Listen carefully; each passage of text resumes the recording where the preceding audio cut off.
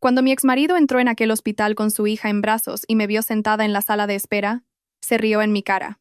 Preguntó, ¿dónde está ese hijo defectuoso tuyo?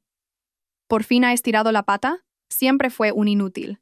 No tenía ni idea de que el jefe de medicina que estaba a punto de salvar la vida de su hija era exactamente el mismo niño que había echado de casa hacía 18 años. Antes de empezar a contaros esta historia que todavía me acelera el corazón, decidme una cosa en los comentarios. ¿Desde dónde estáis viendo esto ahora mismo? Yo estaba sentada en aquella fría recepción del Hospital General, hojeando una revista vieja sin prestar atención a las palabras, cuando oí aquella voz. Esa voz que no había escuchado en casi 2 décadas, pero que todavía conseguía revolverme el estómago. Era Marcos, mi exmarido, el hombre que me hizo pedazos cuando más lo necesitaba. Entró corriendo por las puertas automáticas, llevando en brazos a una niña de unos 12 años. La pobre niña estaba pálida. Sudaba frío y se veía claramente muy enferma. Gritaba pidiendo ayuda, desesperado, exigiendo atención inmediata, como hacía con todo en la vida. Marcos nunca pedía nada con un por favor. Siempre exigía. Siempre creía que tenía derecho a tenerlo todo en el momento que lo quería. Nuestras miradas se cruzaron por pura casualidad mientras pasaba corriendo por el mostrador de recepción.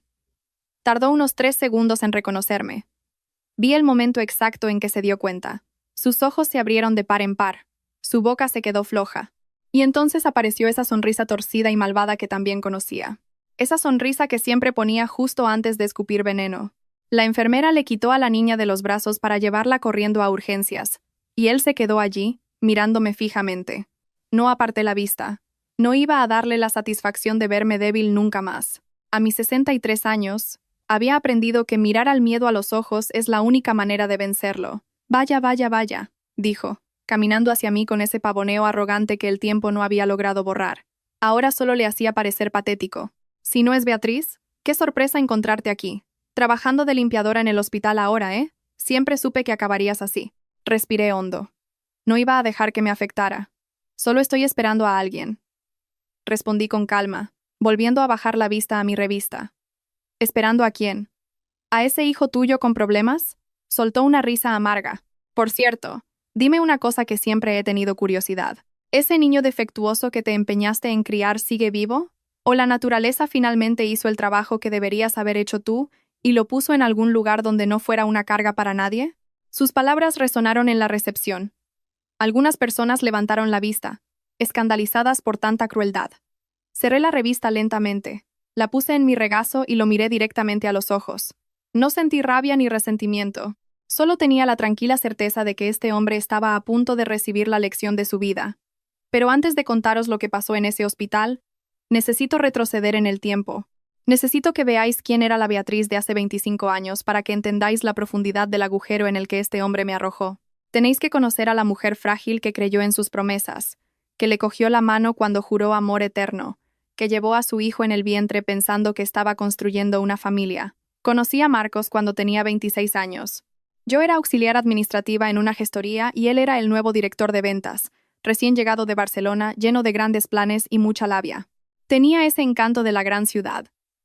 Hablaba de viajes al extranjero, coches nuevos, restaurantes de lujo. Para una chica de un pueblo de Extremadura como yo, que nunca había salido de la comunidad, todo aquello parecía un cuento de hadas. Me cortejó de una manera que nunca había experimentado. Flores enviadas a la oficina, cenas en los sitios más caros, promesas de una vida de reina a su lado. Me decía que yo era especial, diferente a las demás mujeres, que me había elegido a mí entre todas las chicas que iban detrás de él. Me sentí la mujer más afortunada del mundo. Nos casamos después de 6 meses de noviazgo. Fue una boda preciosa, con más de 200 invitados en un salón repleto de lirios importados que costaron un riñón. Llevé un vestido blanco que parecía sacado de una película de princesas, con una cola de 3 metros. En las fotos de ese día, mi sonrisa era real. Mis ojos brillaban de esperanza. Realmente creía que había encontrado el amor de mi vida. Los primeros meses fueron buenos. Marcos trabajaba mucho, ganaba buen dinero, y yo dejé mi trabajo para cuidar de la casa, como él me pidió. Dijo que su esposa no debía trabajar, que sería una señal de que él estaba fracasando como proveedor. En aquel entonces me pareció romántico, pero más tarde entendí que era puro control. Quería que dependiera enteramente de él. El embarazo llegó a los 2 años de casados. Cuando me hice la prueba y vi las 2 rayas rosas, lloré de felicidad. Corrí a decírselo a Marcos cuando llegó del trabajo y me levantó en brazos, dándome vueltas por el salón. «Vamos a tener un hijo, mi heredero», gritaba, loco de alegría. Ya hablaba de enseñarle a jugar al fútbol, de meterlo en los mejores colegios privados, de convertirlo en un campeón. Los meses de embarazo fueron intensos. Marcos me controlaba en todo, lo que comía, cuánto peso ganaba, si hacía los ejercicios adecuados. Compró libros sobre embarazo y desarrollo infantil. Insistió en ir a todas las citas con el médico. Quería controlar cada detalle. Yo pensaba que era preocupación, que estaba siendo un padre dedicado. No me di cuenta de que era una obsesión por la perfección. Recuerdo claramente la última revisión antes del parto. El médico hizo una ecografía de rutina y se quedó mirando la pantalla más tiempo de lo normal. Llamó a otro colega para que mirara. Hablaban en voz baja, señalando cosas en la imagen que yo no entendía. Mi corazón empezó a acelerarse.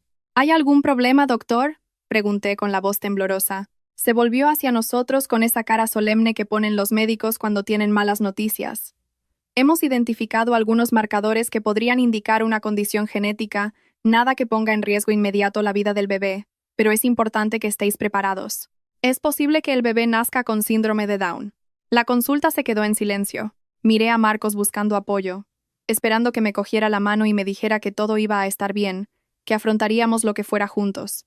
Pero lo que vi en su cara me heló la sangre. Era asco, era rabia, era rechazo. «Eso tiene que ser un error», dijo, levantándose bruscamente de la silla. «Repita el estudio. Esto no puede estar pasándome a mí».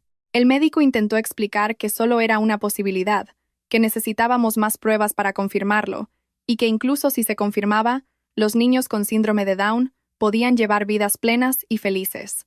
Marcos no quiso escuchar nada. Salió furioso de la consulta, dando un portazo.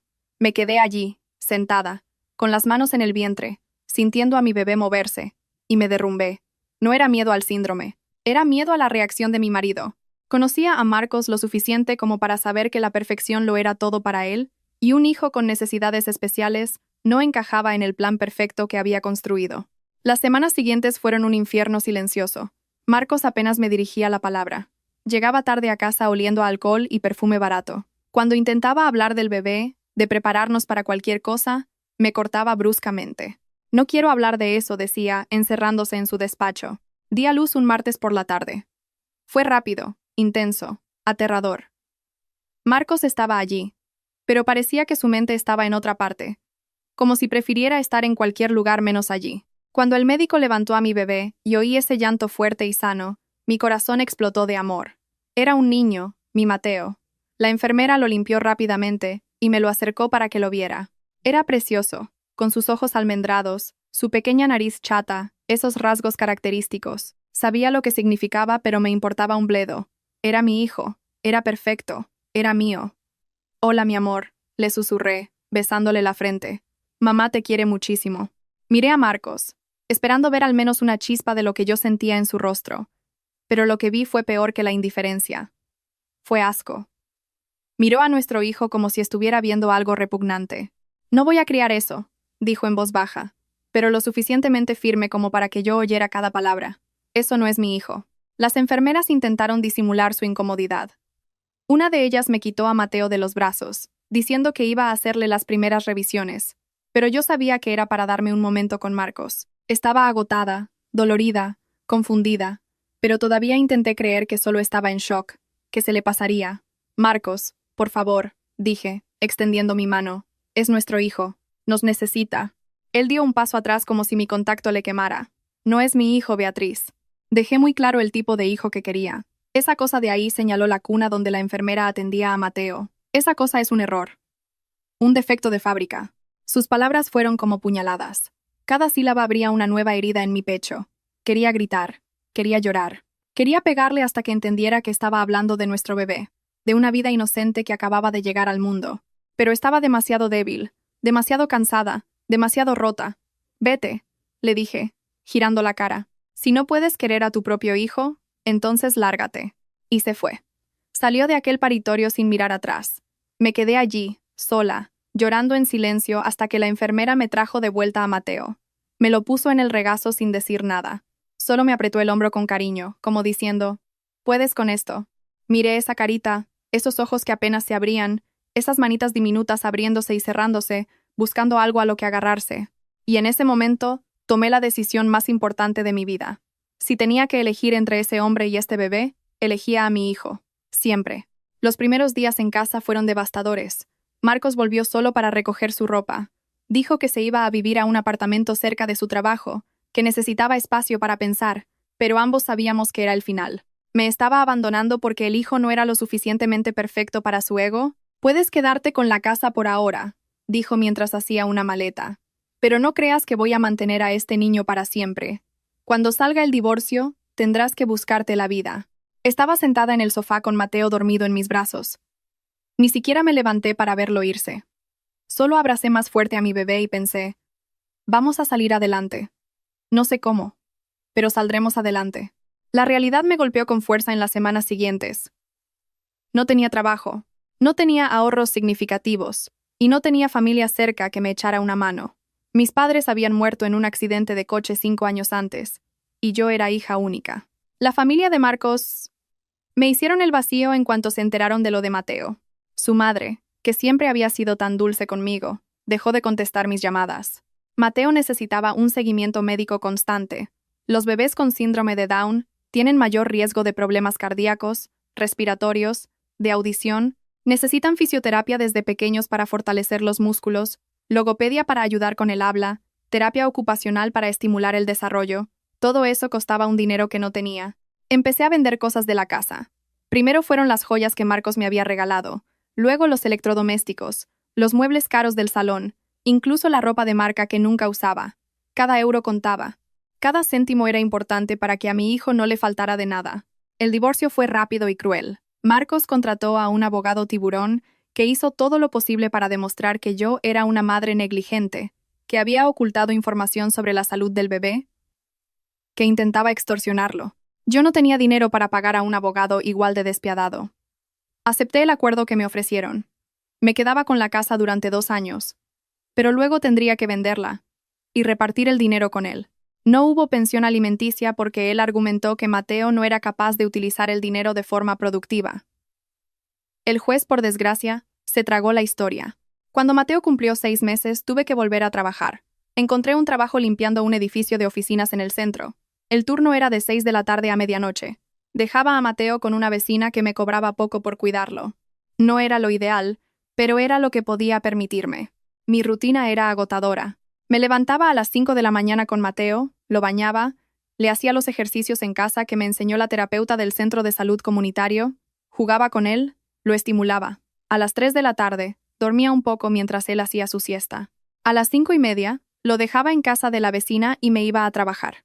Volvía a las 12:30 de la noche, lo recogía dormido y llegaba a casa muerta. Pero siempre le daba un beso en la frente antes de dormir. Los fines de semana, hacía limpiezas extra en casas particulares para llegar a fin de mes. Mateo venía conmigo, durmiendo en el carrito mientras yo fregaba suelos, limpiaba baños, planchaba ropa. Algunas de las mujeres para las que trabajaba se quejaban. Decían que no era profesional llevar niños al trabajo. Yo me tragaba las lágrimas y seguía limpiando, porque necesitaba ese dinero. Pero, ¿sabéis qué fue lo más increíble de todo? Mateo era un bebé feliz. A pesar de todas las dificultades, a pesar de desarrollarse más lento, siempre estaba sonriendo. Cuando llegaba a recogerlo de casa de la vecina, su carita se iluminaba. Me extendía sus bracitos con esa sonrisa sin dientes que me derretía el corazón. En esos momentos, sabía que cada gramo de esfuerzo valía la pena. Cuando cumplió 1 año, empezó a mostrar progresos que ni yo misma creía. La terapeuta decía que se estaba desarrollando muy bien, que la estimulación temprana estaba funcionando. Empezó a sentarse solo, luego a gatear, lloraba de emoción con cada nuevo hito.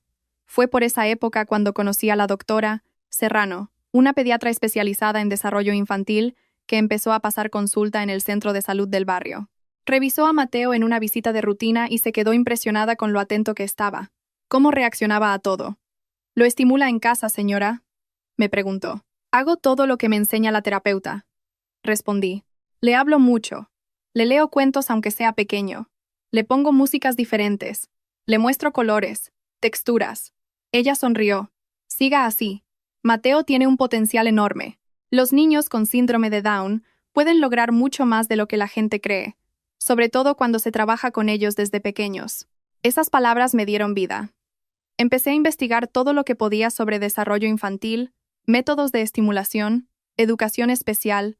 Iba a la biblioteca pública en mis días libres y pasaba horas leyendo, tomando notas, aprendiendo. Iba a ser la mejor madre que ese niño pudiera tener, aunque tuviera que estudiar hasta la madrugada después de un día entero de trabajo duro. Mateo empezó a hablar a los 2 años. Eran palabras sencillas al principio. Mamá, agua, guau guau cuando veía un perro. Pero para mí, cada palabra era una victoria monumental. Lo grababa con el móvil viejo que tenía solo para verlo una y otra vez y recordar que estábamos avanzando. A los 3 años, llegó el momento de pensar en el colegio. Los colegios privados eran inasequibles, y los públicos de nuestra zona no tenían estructura para la inclusión. Toqué decenas de puertas, hablé con un montón de directores. Algunos fueron honestos y dijeron que no sabían cómo tratar con niños con necesidades especiales. Otros simplemente ponían excusas burocráticas para no aceptar la matrícula. Fue entonces cuando conocí a la señora Herrero, la directora de un pequeño colegio de primaria en el barrio de al lado. Escuchó mi historia, vio a Mateo jugando con bloques en su despacho y dijo: «Aquí su hijo es bienvenido. No tenemos experiencia con el síndrome de Down, pero aprenderemos juntos». Y vaya si aprendieron. La directora Herrero estudió, formó al personal, adaptó materiales. Mateo floreció en ese lugar. Por supuesto, hubo problemas. Algunos niños hacían comentarios maliciosos, algunos padres se quejaron, pero el colegio se mantuvo firme. Fue en el colegio donde empezaron a notar algo extraordinario en Mateo. Tenía una memoria fotográfica impresionante. A los 4 años, se aprendía libros enteros de memoria después de escucharlos 2 o 3 veces. A los 5, se sabía todas las capitales de las comunidades autónomas, todas las banderas, los himnos. El profesor de ciencias se quedó de piedra cuando le explicó el ciclo del agua con detalles que los niños de su edad no entendían. Beatriz, me llamó la directora a una reunión cuando Mateo terminaba infantil.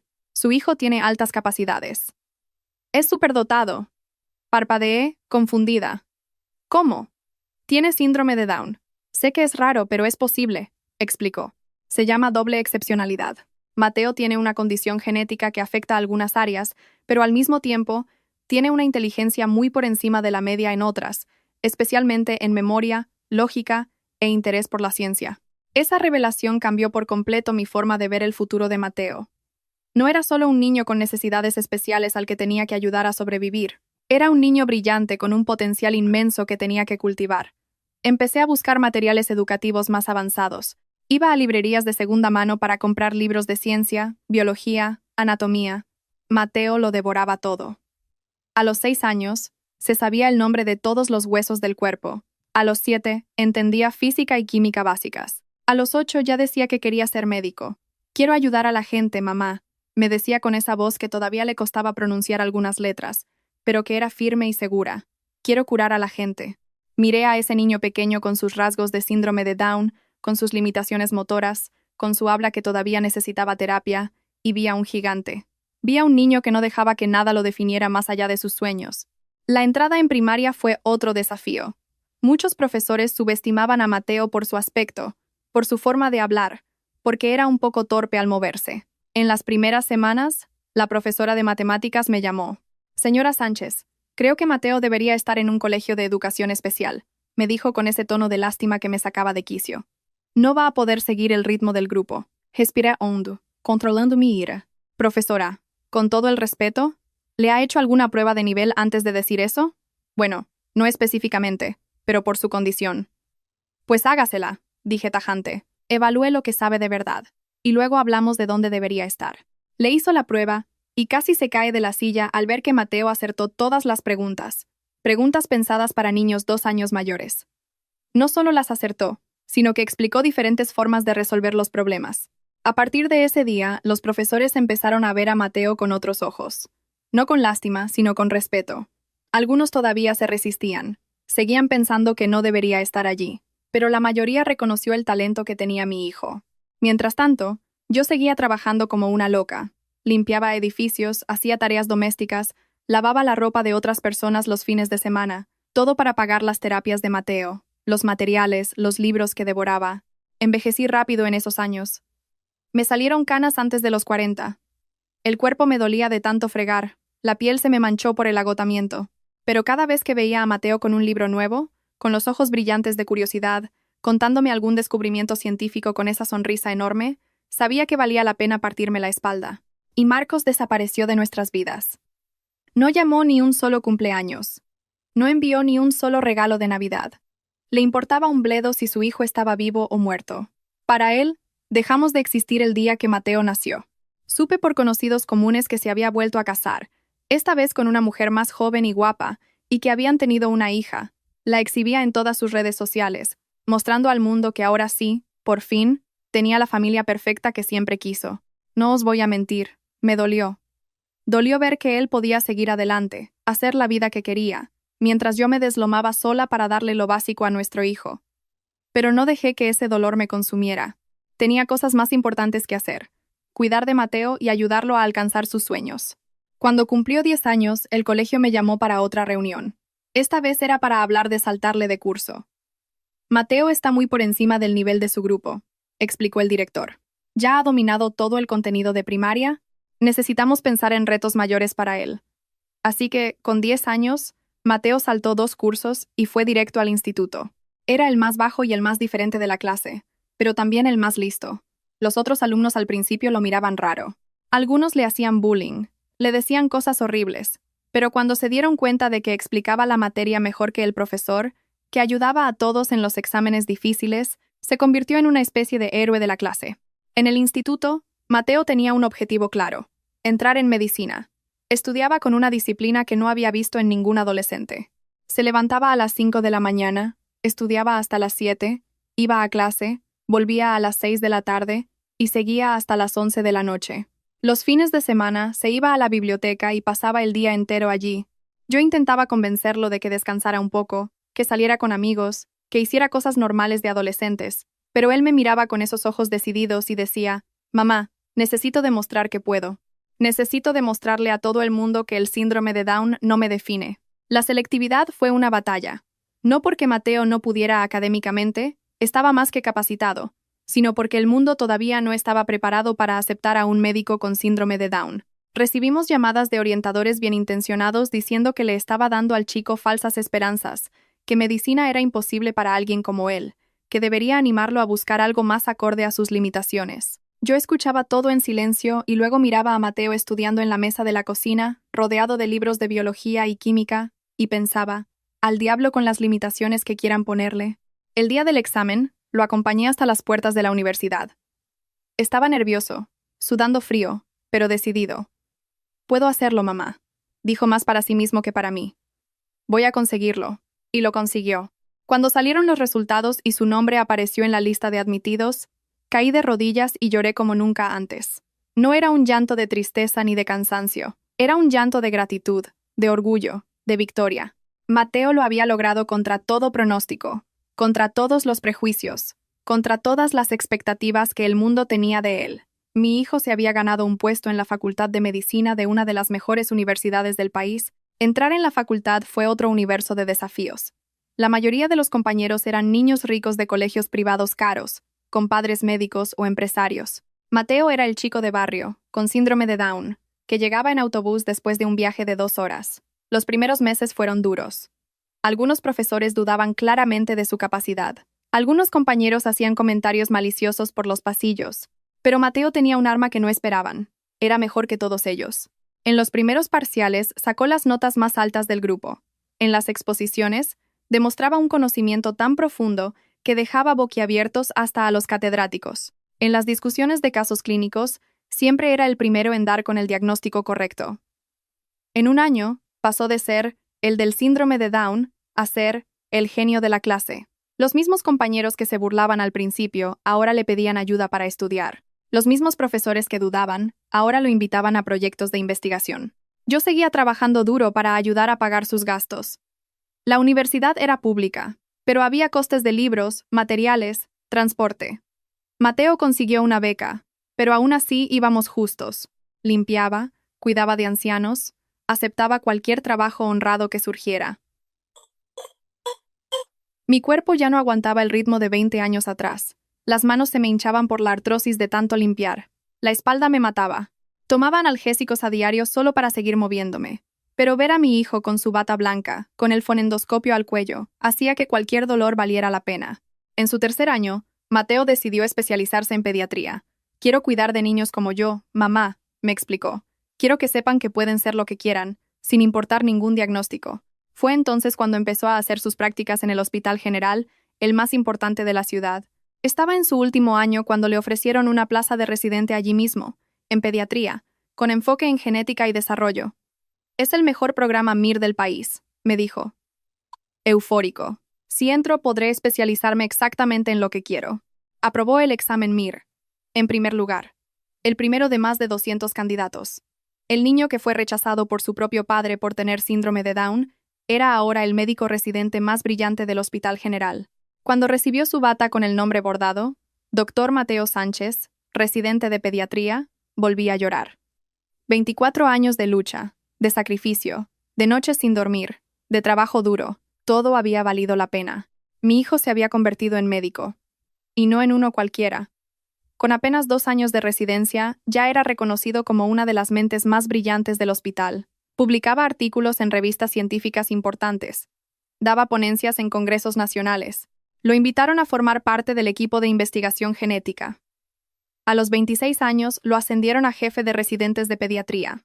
El chico del que el mundo decía que no lograría nada, ahora dirigía un equipo de 15 médicos, todos mayores que él, todos normales, todos mirándolo con respeto y admiración. Fue por esa época cuando se empeñó en comprarme una casa. Ya basta de alquileres, mamá, me dijo muy serio. Has trabajado toda tu vida por mí. Ahora me toca a mí cuidar de ti. Intenté negarme. Le dije que ahorrara, que invirtiera en su futuro. Pero Mateo no aceptó un no por respuesta. Compró una casa sencilla pero cómoda en un barrio tranquilo, la amuebló por completo y me obligó a dejar de trabajar. Se acabaron tus días fregando suelos, mamá, dijo, cogiendo mis manos callosas entre las suyas. Ahora vas a descansar, vas a cuidar de tu salud, vas a disfrutar de la vida. A mis 50 y tantos, por primera vez desde que nació Mateo, no tenía que preocuparme por el dinero. No tenía que levantarme al amanecer para coger el autobús. No tenía que fregar suelos hasta que la espalda me gritara. Podía simplemente ser madre, sin tener que ser padre, madre, proveedora y terapeuta, todo al mismo tiempo. Mi nueva rutina era despertarme sin despertador, desayunar con calma, pasear por el parque, ir a clases de manualidades en la parroquia, cosas sencillas que nunca había tenido tiempo de hacer. Mateo insistió en llevarme a revisiones médicas frecuentes, cuidando cada detalle de mi salud con el mismo celo que cuidaba a sus pacientes. Así descubrimos que tenía hipertensión, diabetes tipo 2 e inicios de osteoporosis, la factura de años de estrés y trabajo duro. Mateo me montó un plan de tratamiento completo. Eligió a los mejores especialistas y revisaba personalmente cada prueba. Tú me cuidaste toda la vida, decía. Ahora déjame cuidarte a ti. Y así pasaron los años. Yo recuperándome de una vida de lucha, él construyendo una carrera brillante. Por fin estábamos en paz. Por fin podíamos respirar sin el peso de la supervivencia aplastándonos. Marcos seguía siendo un fantasma del pasado. Pasaron 18 años sin una sola palabra, sin una señal de vida, hasta aquella mañana de martes en el Hospital General. Estaba allí porque Mateo me había pedido que pasara a firmar unos papeles de su seguro médico, donde me había puesto como beneficiaria. Llegué temprano, cogí número y me senté a esperar. Estaba hojeando una revista cuando oí el revuelo en la entrada. Un hombre mayor entró corriendo por las puertas automáticas con una adolescente en brazos. Gritaba pidiendo ayuda. Estaba desesperado. Levanté la vista y el corazón se me paró. Aunque más viejo, más delgado, más encorvado, reconocí esa cara. Era Marcos. No me vio al principio. Estaba demasiado concentrado en que atendieran a la niña, pero cuando las enfermeras se la llevaron a urgencias, se giró y nuestras miradas chocaron. Vi el shock en su cara, el reconocimiento tardío, y luego esa sonrisa que recordaba demasiado bien. Caminó hacia mí con pasos torpes, claramente afectado, pero intentando mantener esa arrogancia de siempre. Beatriz, dijo, y mi nombre en su boca sonó a veneno. ¡Qué sorpresa! No le respondí. Solo le sostuve la mirada. Estaba viejo, mucho más de lo que 18 años deberían haberle envejecido. Tenía el pelo blanco, la piel flácida y manchada. Parecía enfermo, frágil, acabado. ¿Trabajando aquí?, preguntó con ese tono burlón. ¿Limpiando los baños del hospital? Solo estoy esperando a mi hijo, respondí con calma. Fue entonces cuando soltó esa risa amarga y dijo las palabras que os conté al principio. ¿Ese hijo defectuoso tuyo sigue vivo? ¿O la naturaleza finalmente hizo el trabajo? No le dejé terminar. Mateo está muy bien, gracias por preguntar, le dije con voz firme, a pesar de la rabia que me quemaba por dentro. De hecho, trabaja aquí. Marcos se rió más fuerte. ¿Trabaja aquí haciendo qué? ¿Lavando los instrumentos? ¿Empujando camillas? Ay, Beatriz, siempre se te dio bien inventar historias para sentirte mejor por tus decisiones fracasadas. En ese momento, las puertas de urgencias se abrieron. Salió Mateo con su impecable bata blanca, la placa de jefe de residentes colgando del cuello, seguido por 3 residentes que anotaban cada palabra que decía. Estaba explicando algo sobre un protocolo, usando términos médicos complicados, con esa autoridad natural de quien sabe lo que hace. Los residentes escuchaban atentos, haciéndole preguntas que él respondía con paciencia y precisión. Mateo me vio en la recepción y su cara se iluminó con esa sonrisa enorme que siempre me derretía. Se disculpó de los residentes y caminó hacia mí. «Mamá», dijo, abrazándome. «Perdona la tardanza. Tuvimos una emergencia en la UCI pediátrica y necesitaron mi valoración». No fue hasta que se soltó del abrazo que se dio cuenta de que Marcos estaba a mi lado, con la boca abierta, pálido como un fantasma. «¿Todo bien, mamá?», preguntó Mateo, notando mi tensión. «¿Este señor te está molestando?». Iba a responder, pero Marcos se me adelantó con una voz temblorosa. «Mateo, ¿hijo?». Mi hijo miró al hombre mayor con una expresión neutra, profesional. No había reconocimiento allí, solo la cortesía automática de un médico tratando con el familiar de un paciente.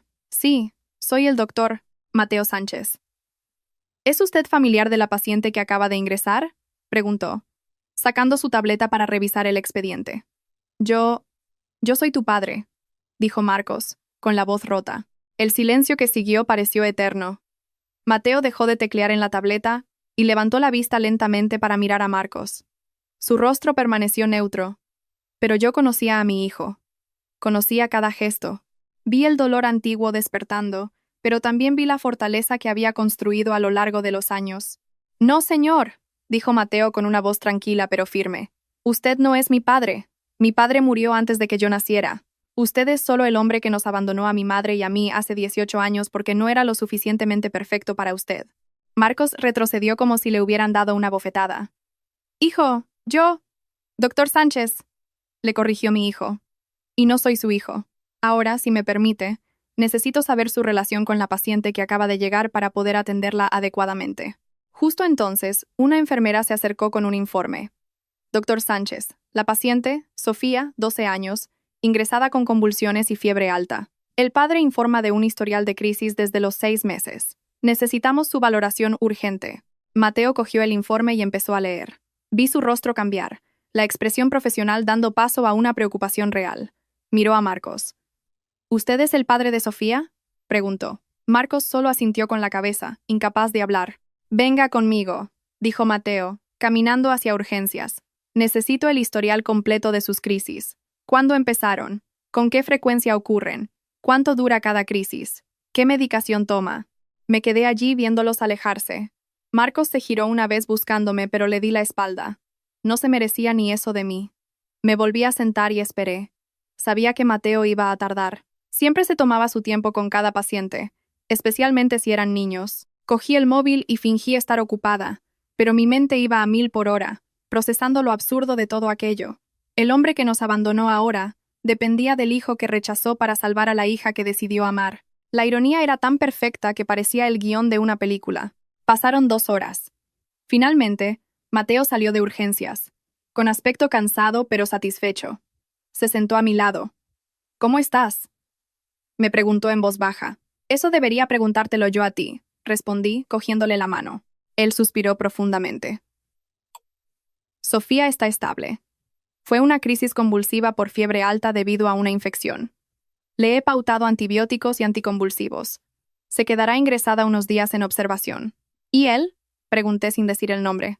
«Está desesperado», dijo Mateo. «Su hija tiene una epilepsia severa. Por lo visto, la han hospitalizado un montón de veces. Me ha enseñado una carpeta llena de estudios, diagnósticos de varios especialistas. Parece que ningún médico ha logrado controlar las crisis del todo. No sabía qué sentir. Una parte de mí quería sentir satisfacción. Quería verlo como justicia divina. El hombre que rechazó a un hijo por su genética ahora tenía una hija con un problema neurológico grave. Pero la parte más grande de mí, la que Mateo me enseñó a cultivar durante años, solo sentía tristeza por la niña inocente que sufría. ¿Qué vas a hacer?, le pregunté. Mi trabajo, respondió simplemente. Voy a cuidar de Sofía lo mejor que pueda. Ella no tiene la culpa de quién es su padre, y yo no me hice médico para elegir a quién ayudo basándome en rencores. Mi hijo, siempre tan íntegro, siempre tan mejor de lo que ninguno de nosotros merecía. Los días siguientes, Sofía permaneció hospitalizada, y Mateo llevó el caso personalmente. Ordenó una batería completa de pruebas, consultó con otros especialistas, revisó todo el historial. Sabía que no lo hacía por Marcos, sino a pesar de él. Marcos intentó acercarse a Mateo varias veces. Lo esperaba en los pasillos. Intentaba sacar conversación más allá de lo médico, pero Mateo mantenía una distancia profesional impecable. Respondía lo necesario sobre el tratamiento, y punto. Fue al cuarto día cuando Mateo hizo un descubrimiento importante. Estaba revisando las resonancias antiguas de Sofía cuando notó algo que los otros médicos habían pasado por alto. «Mamá», me llamó esa tarde con voz excitada. «Creo que he encontrado la causa de las crisis de Sofía. Tiene una pequeña malformación en el lóbulo temporal que los otros no vieron porque solo se ve en un tipo de resonancia específica. Si estoy en lo cierto, hay una cirugía que puede eliminar las crisis por completo». «Eso es maravilloso», le dije. «¿Se lo vas a decir?» Hubo una pausa. «Sí, porque es lo correcto». Esa noche, Mateo citó a Marcos en su despacho. Yo no estuve allí, pero Mateo me lo contó después. Le mostró las imágenes, le explicó el hallazgo, le detalló la operación y las posibilidades de éxito. Marcos escuchó todo en silencio, con lágrimas corriendo por su cara. Cuando Mateo terminó, Marcos solo dijo, «¿Por qué? ¿Por qué qué?», preguntó Mateo. «¿Por qué haces esto? Después de todo lo que os hice a ti y a tu madre, ¿por qué te preocupas por ayudar a mi hija?». Mateo me dijo que se quedó un momento en silencio, buscando las palabras. Luego dijo, «Porque yo no soy usted. Usted abandonó a un hijo por una condición genética. Yo no voy a abandonar a una paciente por quien es su padre. Sofía merece el mejor tratamiento y se lo voy a dar. No por usted, sino por ella». Marcos intentó decir más, pedir perdón, pero Mateo levantó la mano, deteniéndolo en seco. «Señor García, entiendo que esto es difícil, pero quiero dejar claro que nuestra relación empieza y termina en este hospital, con el tratamiento de su hija. No quiero sus disculpas. No quiero que intente reconectar. Tengo una madre maravillosa que fue padre y madre para mí toda la vida. Tengo una vida plena y feliz. Usted es parte de mi ADN, pero no es parte de mi historia. Espero que pueda respetarlo». Programaron la cirugía de Sofía para la semana siguiente. Mateo no iba a operar, él era pediatra, no neurocirujano, pero coordinaría a todo el equipo y estaría pegado al proceso. Fui al hospital el día de la operación, no para ver a Marcos, sino para apoyar a mi hijo. Sabía que por muy profesional que fuera, la situación le removía por dentro. Me encontré con Marcos en la sala de espera, solo. Parecía diferente, más encorvado, más frágil, más asustado. Cuando me vio se levantó lentamente. «Beatriz», dijo con voz ronca, ¿Puedo hablar contigo, por favor?» Cada fibra de mi ser quería mandarlo al infierno. Quería darle la espalda e irme, como hizo él hace 18 años. Pero recordé lo que dijo Mateo sobre no ser como él, sobre ser mejores. Respiré hondo y asentí. Nos sentamos, con un espacio entre nosotros. Miró sus manos temblorosas antes de hablar. «No sé ni por dónde empezar», dijo. «Pedir perdón suena a muy poco para lo que hice». No respondí, solo esperé. Cuando nació Mateo, entré en pánico, continuó. Todo lo que veía era el síndrome, la diferencia, el qué dirán. No pude ver más allá y fui demasiado cobarde para admitir que el problema estaba en mí, no en él. «Tienes razón», le dije. «El perdón no es suficiente». Él asintió, llorando. Desperdicié lo mejor que me pudo haber pasado. Tuve una segunda oportunidad con Sofía. Pensé que podría ser el padre que no fui para él, pero la vida tiene un sentido del humor muy negro. Sofía nació con una epilepsia severa. ¿Y sabes cuál fue mi primera reacción? Pánico otra vez. Miedo otra vez. Casi cometo el mismo error 2 veces. «Pero no lo hiciste», dije fríamente. «No, porque mi mujer no me dejó. Me dijo que si abandonaba a la niña, ella me dejaba a mí. Así que me quedé. Aprendí a querer más allá de las limitaciones. Pero ya era tarde para Mateo. Demasiado tarde», confirmé. Cuando lo vi ahí, con su bata blanca, escuchando cómo lo llamaban doctor, dirigiendo a todo el equipo, Beatriz, no podía creerlo. ¿Cómo es que un niño al que llamaste defectuoso se convirtió en un médico brillante? Con trabajo duro, completé su frase. Con determinación. con una madre que nunca dudó de él, con terapias, estimulación, una educación de calidad, con amor incondicional, todo lo que tú no quisiste darle. Él sollozó, tapándose la cara. Miré a ese hombre roto y no sentí placer. No sentí nada, solo vacío. Ya no significaba nada para mí. Ni rabia, ni odio, ni ganas de venganza, pura indiferencia. Mateo es un hombre increíble, le dije. Ha salvado la vida de cientos de niños. Publica investigaciones que están cambiando cómo la medicina trata estas condiciones. Es respetado, admirado, querido. Y todo eso lo logró no gracias a ti, sino a pesar de ti. Marcos levantó la cara llena de lágrimas. Sé que no merezco el perdón. No merezco ni hablarle. Pero necesito que sepas que me arrepiento cada día. Cada día que veo a Sofía pienso en él, en lo que perdí, en quién se convirtió sin mí. Bueno, dije, levantándome. Espero que ese arrepentimiento te haga compañía el resto de tu vida. Espero que nunca olvides que abandonaste a un hijo perfecto, porque tú eras demasiado imperfecto para ver más allá de tus narices. Me estaba dando la vuelta para irme cuando me llamó de nuevo. Beatriz, espera. Mi mujer me dejó hace 6 meses. Conoció a otro tipo. Se lo llevó todo en el divorcio. La casa, el coche, los ahorros. Vivo en un apartamento diminuto. Apenas gano para las facturas. El seguro de Sofía lo cancelaron porque no podía pagarlo. La están tratando aquí por la sanidad pública. Lo he perdido todo. Esperaba lástima. Esperaba que sintiera algo por él, pero solo sentí más vacío. ¿Sabes lo que es gracioso? Le dije. Yo crié a Mateo sin casa propia, con 3 trabajos, viviendo en habitaciones alquiladas, comiendo lo básico. No teníamos nada, pero teníamos amor. Teníamos un propósito. Nos teníamos el uno al otro. Tú lo tenías todo materialmente y lo perdiste, porque nunca supiste valorar lo que importa. No siento lástima por ti, Marcos. Estás cosechando exactamente lo que sembraste. Esta vez me fui sin mirar atrás. La cirugía de Sofía duró 6 horas. Fue un éxito. Mateo vino a darme la noticia con la cara cansada, pero feliz. Va a estar bien, dijo. El neurocirujano ha quitado toda la malformación. Las posibilidades de que vuelva a tener crisis bajan a menos del 5%. Va a poder hacer una vida normal. Abracé a mi hijo sintiendo el orgullo hincharse en mi pecho. Le has salvado la vida. La hemos salvado, corrigió. Yo solo vi el problema. Todo el equipo ha trabajado unido. Siempre tan humilde, siempre compartiendo el mérito. Le dieron el alta a Sofía una semana después. El día que se fue, Marcos intentó acercarse de nuevo a Mateo, para darle las gracias de forma exagerada, para crear algún vínculo. Pero Mateo solo le dio la mano formalmente, le deseó a la niña una buena recuperación y se despidió. Así de simple, sin dramas, sin malicia. Pero sin abrir la puerta, pensé que la historia terminaba ahí, que Marcos se iría con su hija curada y nosotros volveríamos a lo nuestro. Pero el destino tenía otros planes. 3 meses después, estaba en casa cuando Mateo llegó temprano del trabajo. Tenía una expresión extraña. No feliz, pero tampoco disgustado. Era algo entre la sorpresa y la incredulidad. «Mamá, tengo que contarte algo», dijo, sentándose en el sofá. «¿Qué ha pasado? ¿Está todo bien? Marcos me ha buscado hoy en el hospital. Me tensé por completo. ¿Qué quería?» Mateo suspiró. Dijo que Sofía está de maravilla, ni una sola crisis desde la operación. Y quiere hacer una donación al hospital. Una donación grande. ¿Donación?, repetí, confundida. Pero si dijiste que estaba arruinado. Lo estaba, pero por lo visto ha vendido un terreno que le quedaba, alguna herencia familiar, y quiere donar todo el dinero para crear un fondo de investigación para la epilepsia infantil en el hospital. No supe qué decir. Eso es inesperado. Hay más, continuó Mateo. Quiere que el fondo lleve mi nombre.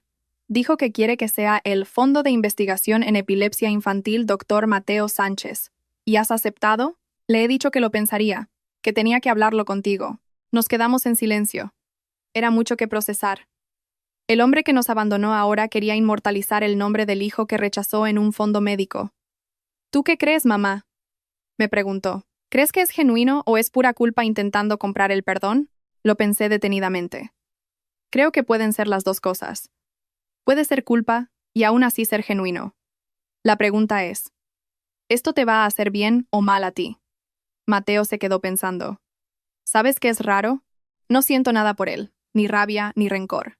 Es como un extraño, alguien que está biológicamente conectado a mí, pero emocionalmente es un 0. No importa. ¿Y el dinero? Insistí. Ese dinero puede ayudar a muchos niños. Sí, asintió. Y por eso estoy pensando en aceptar, no por él, sino por los niños. Y eso fue lo que hizo. Aceptó la donación con la condición de que Marcos entendiera que eso no cambiaba nada. Era un acto médico, no un vínculo emocional. Crearon el fondo con pompa y circunstancia. El hospital hizo una ceremonia, invitó a la prensa, todo el espectáculo. Marcos estaba allí, intentando parecer importante, colgarse un poco de la luz de Mateo. Pero el que brillaba era mi hijo. Dio un discurso impresionante sobre la importancia de la investigación, sobre cómo cada niño merece vivir sin limitaciones. Habló de Sofía y de cómo la medicina cambia vidas. No mencionó a Marcos ni una sola vez. Y eso, en cierto modo, fue la mejor venganza, convertir al hombre en irrelevante en su propia historia. Después de la ceremonia, en el brindis, vi a Marcos acercarse a Mateo. Me acerqué para oír. Mateo, dijo con duda. Sé que esto no cambia nada. Sé que no tengo derecho a pedirlo, pero... ¿Crees que quizás algún día podríamos...? No, lo interrumpió Mateo, amable pero firme. Señor García, agradezco la donación. Va a ayudar a muchos. Pero hasta aquí llegamos. Yo tengo una familia. Tengo una madre que lo sacrificó todo por mí. Tengo amigos, colegas. Mi vida está llena. No hay un espacio vacío que usted pueda llenar. Marcos asintió lentamente, derrotado.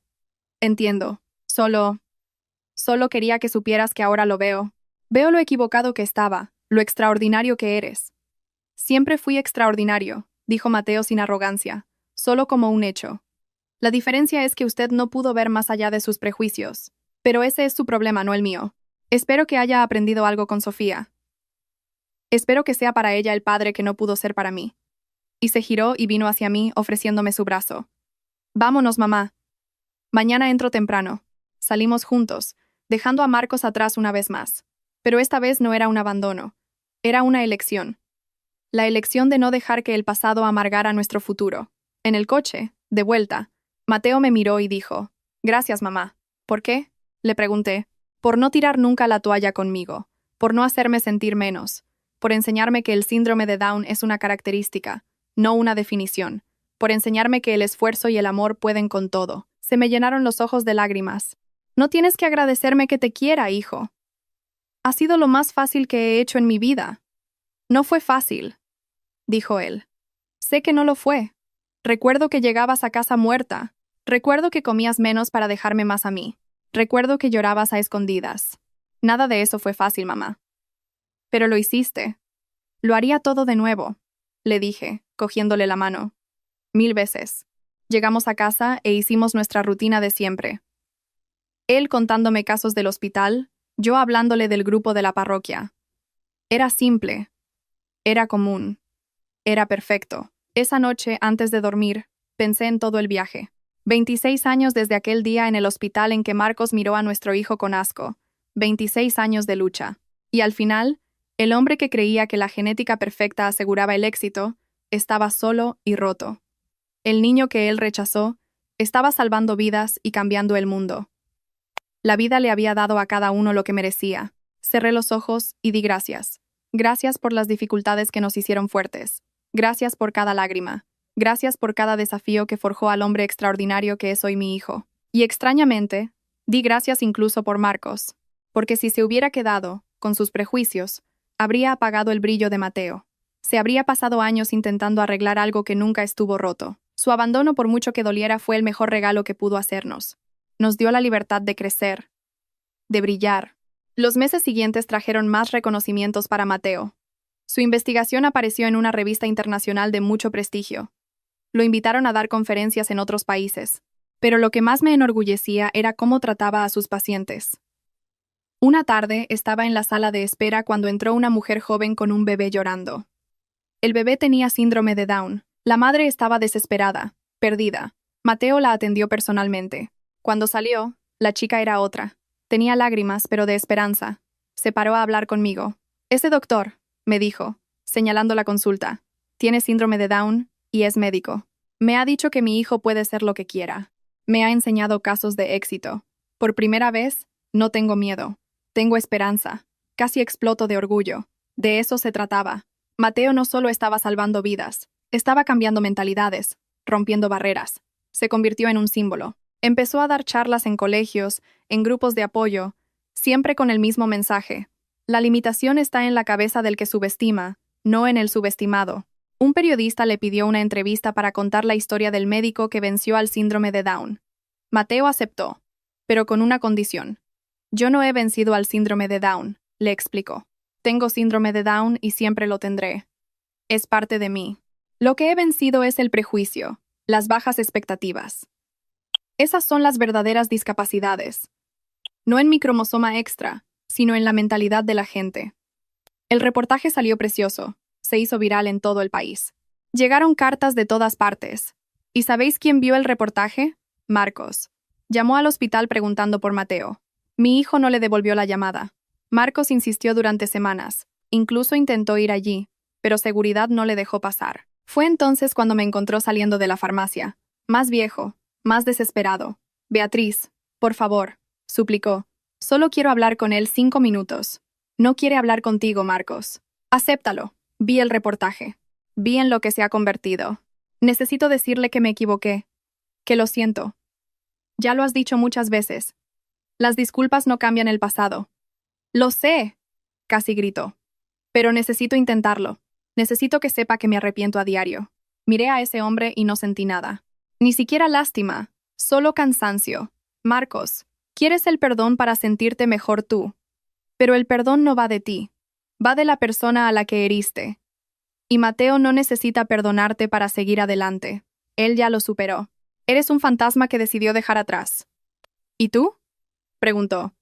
¿Tú me perdonas? Pensé en todas las noches que lloré sola, en el hambre, en el dolor de espalda. No, le dije, no te perdono. Pero tampoco te guardo rencor. Simplemente, ya no importas. Eres irrelevante en mi vida y en la de Mateo. Y creo que eso es peor que el odio, ¿no crees? Lo dejé allí y me alejé. Y esa vez, cerré el capítulo para siempre. Pasó otro año. Mateo cumplió 28. Hicimos una fiesta en casa. En medio de la fiesta, me llamó aparte. Mamá, quiero darte algo, dijo, entregándome un sobre. Era la escritura de la casa a mi nombre. Mateo, no tenías por qué. Sí, tenía que hacerlo, interrumpió. Tú mereces seguridad, mamá. Que nunca te falte un techo. Esta casa es tuya. Lloré como una niña. Hacía 28 años. Estaba en la calle con un bebé. Ahora era dueña de mi propia casa. Hay más, dijo, sonriendo. He conocido a alguien. ¿Qué? Una doctora, Simona. Es cardióloga, pediátrica. Es increíble, mamá. Y me ve. ¿Sabes? No ve el síndrome. Reí y lloré al mismo tiempo. Mi niño estaba enamorado. Está en la fiesta, dijo sonrojándose. La del vestido azul. La vi. Estaba riendo con la gente. Parecía buena persona. ¿Lo sabe todo? Pregunté, sobre Marcos. Sí, se lo conté. Dijo que eso solo demuestra lo fuerte que soy. Conocí a la doctora Simona y era un encanto. Lo más importante, miraba a mi hijo con amor de verdad. Salieron durante 2 años y luego se comprometieron. La boda se fijó para la primavera siguiente. Una semana antes de la boda, nos llamó Sofía, la hija de Marcos. Tenía 15 años y llamaba a escondidas. Doctor Sánchez, dijo nerviosa. Es por mi padre. Está muy enfermo. Cáncer de páncreas. Se está muriendo. Dice que necesita hacer las paces antes de irse. Mateo me miró. Yo solo le dije que era su decisión. Sofía, dijo él. Lo siento mucho, pero no sé si puedo darle lo que quiere. Entiendo, dijo ella, llorando. Solo quería darle las gracias. Usted me salvó la vida, y a pesar de quién es mi padre, nunca me trató diferente. Es usted un buen hombre. No tienes que cargar con los errores de tu padre, le dijo Mateo. Después de colgar se quedó pensando. Al final decidió ir. No por Marcos, sino por él mismo, para cerrar el ciclo. Fui con él. Marcos estaba en un hospital público, en una habitación compartida. Estaba en los huesos, amarillo. «Has venido», susurró cuando vio a Mateo. «Por Sofía, no por usted», dijo Mateo. «No esperaba que vinieras». «No he venido a facilitarle la muerte», dijo Mateo. «He venido a decirle algunas cosas por mí». Marcos asintió. «Podría decirle que lo perdono, pero sería mentira. No lo perdono. No por lo que me hizo a mí. Eso ya está superado. Sino por lo que le hizo a mi madre. La dejó en la calle con un recién nacido. La obligó a partirse la espalda. Ella sacrificó su vida por mí, mientras usted vivía su vida perfecta. Marcos lloraba. Lo sé. Por eso no puedo morir en paz. Y no debería, dijo Mateo. Lleve ese peso hasta el final, porque los actos tienen consecuencias. Solo quería que supieras, dijo Marcos, que ahora lo veo. Veo que eres extraordinario, que fui un ciego. Me perdí conocer a un hijo increíble. Tiene razón, respondió Mateo. Se lo perdió todo. Mis primeros pasos, mi graduación, mi vida. Y lo más triste es que no se lo perdió por obligación, sino por elección. Pero le agradezco una cosa. Si se hubiera quedado, habría envenenado mi infancia. Su abandono me liberó. No merezco el perdón, susurró Marcos. No. Pero voy a darle algo mejor. Indiferencia. Ya no ocupa espacio en mi corazón. Y voy a continuar mi vida feliz sin mirar atrás. Ah, y me caso la semana que viene. Y si tengo hijos, solo conocerán a un abuelo, a un hombre que sí habría sido un padre. Porque un padre es el que cría. Y usted nunca fue mi padre. Salimos de allí. En el pasillo, Mateo respiró hondo. Soy libre, me dijo. Marcos murió 3 días después. Mateo envió flores por cortesía a Sofía, pero no fue al funeral. El día de la boda, la iglesia estaba llena de amor. La doctora, Simona, estaba preciosa, y cuando llegó el momento de la entrada del novio, no hubo padre, pero sí hubo madre. Caminé con él hacia el altar con el corazón explotando. Durante los votos, Mateo se giró hacia mí. Antes de prometerle amor a Simona, tengo que darle las gracias a mi madre. Mamá, tú me enseñaste lo que es el amor incondicional. Me enseñaste que la única discapacidad real es la falta de amor. Todo lo que soy es por ti. Nadie pudo contener el llanto. En la fiesta, viendo a mi hijo bailar el vals, pensé en lo lejos que habíamos llegado. La vida tiene esas ironías. El hombre que nos abandonó murió solo, y lleno de arrepentimiento. Y nosotros, los defectuosos, construimos una vida llena de amor y éxito. Hoy, a mis 63 años, os digo que cada lágrima valió la pena. Y si pudiera volver atrás, no cambiaría nada, porque cada desafío forjó al hombre extraordinario que es mi hijo. Si esta historia ha tocado tu corazón, déjame un me gusta. Dime en los comentarios desde qué país nos estás viendo, y si alguna vez tuviste que demostrar tu valía cuando dudaron de ti. Y si no te has suscrito, suscríbete ahora mismo. Cada semana traigo historias reales. Pulsa la campanita, y si quieres apoyar más el canal, hazte miembro. Un beso en el corazón a todos. Y recordad, nunca dejéis que nadie defina vuestro valor.